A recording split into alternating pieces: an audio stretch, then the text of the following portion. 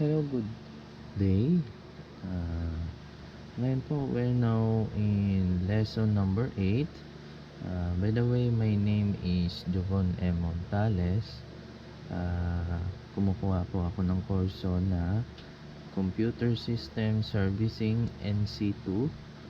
And my instructor is Sir Josue C. Malikosyo. And sa ngayon po, nasa lesson number 8 na po kami. So, i-discuss ko po yung pinag-aralan namin sa lesson number 8 about computer power supply unit. Ano po ba yung yung power supply sa isang computer? So, yung power supply po, siya po yung main source ng power para magka-power po yung computer natin. Siya po yung nagpa-power ng motherboard natin, mga like CPU, hardware, yung mga LED lights, mga fan, ano pa,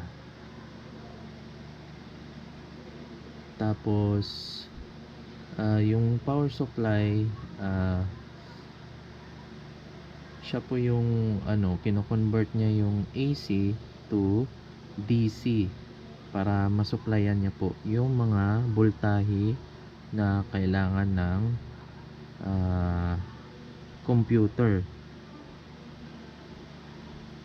mga computer parts, components.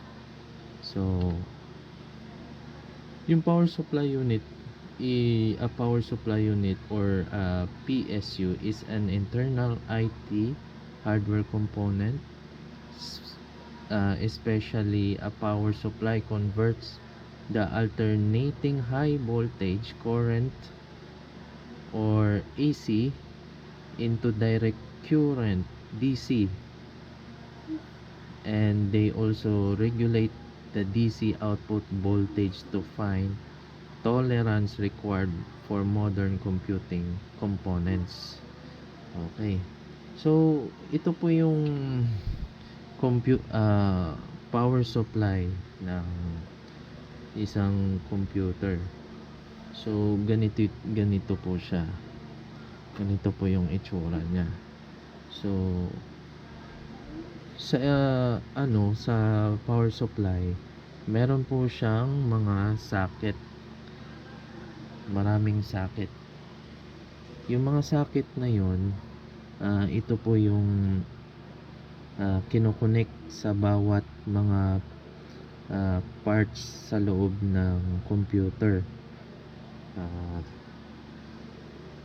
para magkaroon ng power para gumana yung isang buong computer. So, meron po siyang SATA cable, meron pong PCI Express 6 pin, meron pong PCI E6 plus 2 pin 8 pin, and meron pong APS 12 volts and ATX 24 pin, meron din 20 pin. Ito na po kasi yung modern na ATX. Yung mga dati kasi 20 pin sa mga old motherboards. Ngayon, so sa mga latest ngayon, ATX 24 pin na yung mga ginagamit. Tapos ito yung Molex. Yan yung itsura ng socket nya, and Verge. So,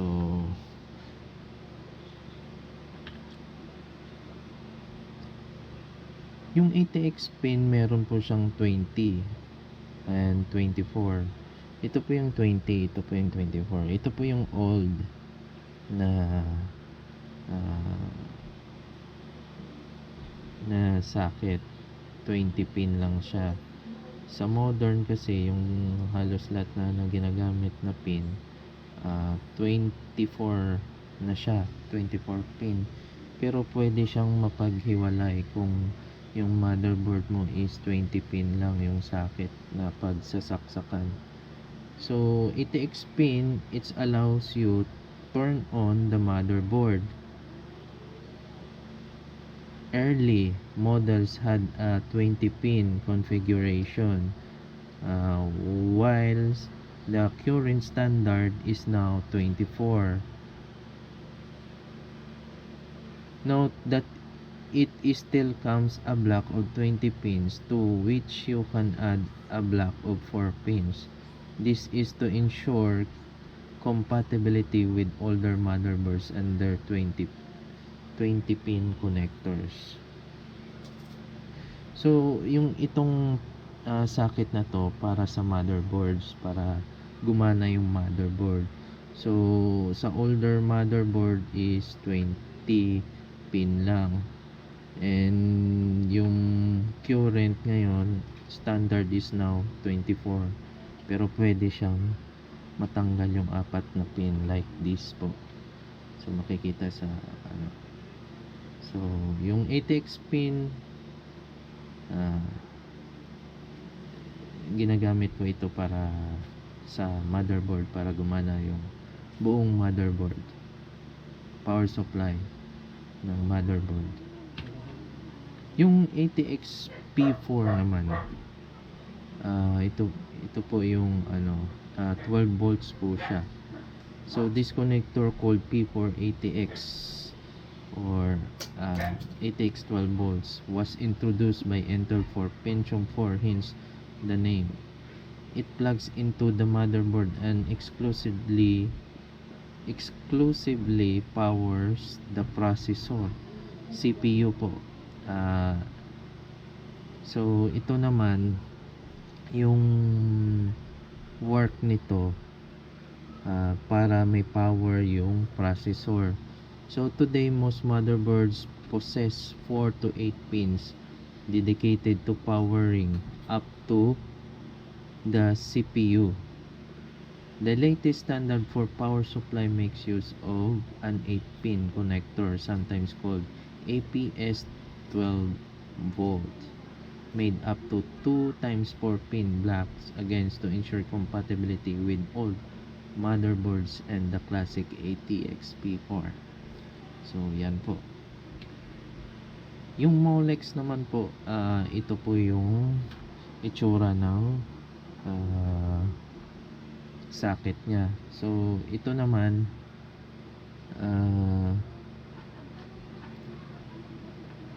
yung pinapower nya yung like mga fan, yung mga DVD, kung may DVD, tapos meron din siyang yung sa modern ngayon kasi ginagamit pa rin siya, pero pag yung sa motherboard nyo wala siyang Molex, pwede rin siyang, meron din siyang convert na socket into SATA. So the most classic still very present in the every PC. It is sometimes used directly on the motherboard's MSI and is used to connect the hard disk. So siya po yung nagpapagana ng hard disk. Ito po yung socket, pinapagana niya rin yung hard disk and other drives. Some graphics cards may require this connector.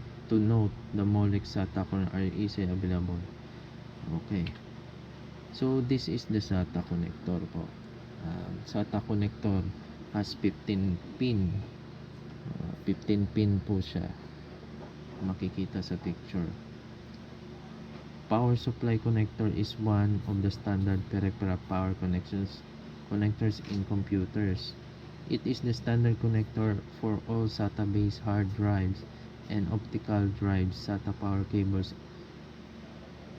protrude from the power supply unit that are meant reside only inside the computer case. Okay. Ito naman po yung PCI Express socket. So, meron po siyang 6 pin, yung isa 8 pin. So, this connector is used to provide extra 12 volts power to PCI Express expansion cards. Many video cards draw significantly more than 75 watts provided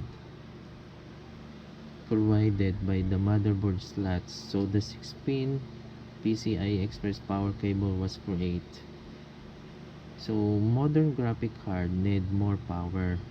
So ito po yung mga dati 6-pin yung sa graphic cards. Yung PCI Express naman po na cable, power supply, siya naman po yung nagpa-power ng sa graphics card naman po siya.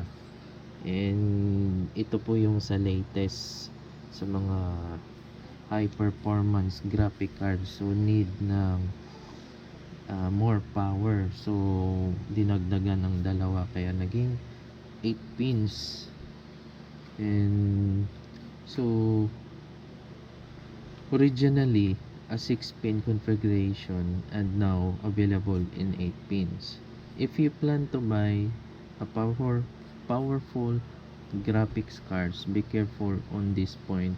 Your power supply should contain at least 2 PCI Express slots, including convertible at least 6 pin as follows. These are sometimes called PCI cables. Okay. Ito naman po yung